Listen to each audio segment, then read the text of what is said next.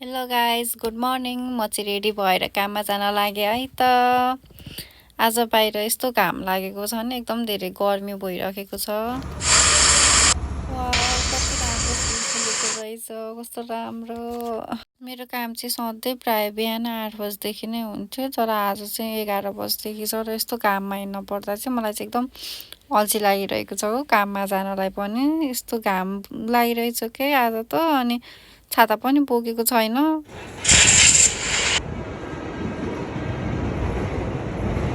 जापानमा चाहिँ ट्रेन स्टेसनहरू यति बिजी हुन्छ नि, त्यही माथि यो एमानवती लाइन सधैँ बिजी हुन्छ। बिहान त झन् यति बिजी हुन्छ नि, खुट्टा राख्ने ठाउँ पनि हुन्न क्या। तर अहिले चाहिँ म अलि दिउँसो जान लागेको भएर त्यस्तो धेरै बिजी त छैन।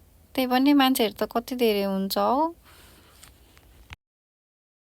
ल अब एकछिन ट्रेन कुरौँ है त, ट्रेन त कुद्नै पर्यो।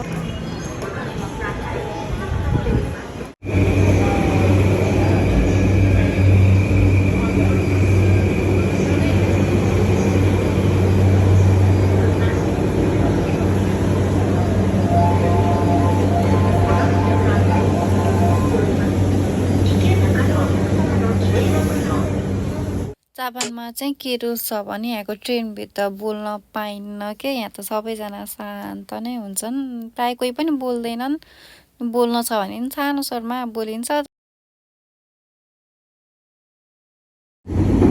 の電車は山手線新宿新宿行きです。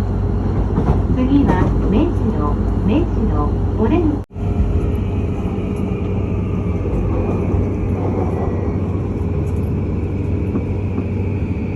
सोरो मेरो झर्ने ठाउँ पनि आयो। अघि चढ्दा त खाली खाली नै थियो, तर एक दुई स्टेसनमै झर्ने बेलामा त एकदम बिजी भइसकेको छ कि, मान्छेहरू टन्नै छन्। यहाँ चाहिँ झर्ने बेलामा नि लाइन बसेर झर्नुपर्छ के पुरै। मलाई चाहिँ ढिला भएको थियो, अनि कुदेँ। म त जहिले कुद्ने हो, मलाई त गिरी हुन्छ जहिले काममा जाँदाखेरि। चाँडो गरेर जान्छु भने, तर जहिले ढिला भइदिइरहेको हुन्छ क्या। अर्को पसलमा जाँदा चाहिँ अलि छिटै जान्छु, तर यो त अलि नजिकै छ कि मेरो काम। अनि जहिले गिरी हो, कुद्दै हिँड्ने गिरी गरेर।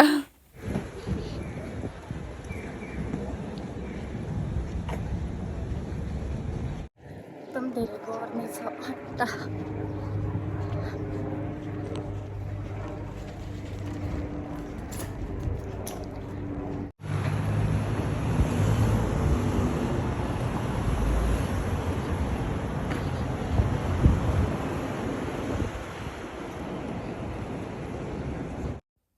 यो चाहिँ मेरो काम गर्ने ठाउँ।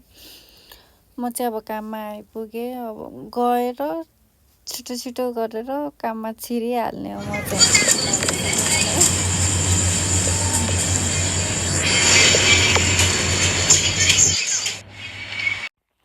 यहाँ चाहिँ काम भ्याइयो मेरो। आज चाहिँ मेरो यो पसलमा 3 घन्टा काम थियो कि, फेरि अर्को पसलमा गएर फुल काम गरेर मात्र घर जाने हो। यो पसलबाट अर्को पसलमा जानलाई चाहिँ फेरि ट्रेन चढेर जानुपर्छ कि, त्यही भएर ट्रेन कुरिरहेको हो म चाहिँ। आयो अन्त अर्को पसलमा आएर नि 4 घन्टा काम भ्याइएर अब घर जाने हो। बल्ल बल्ल काम भ्याइयो।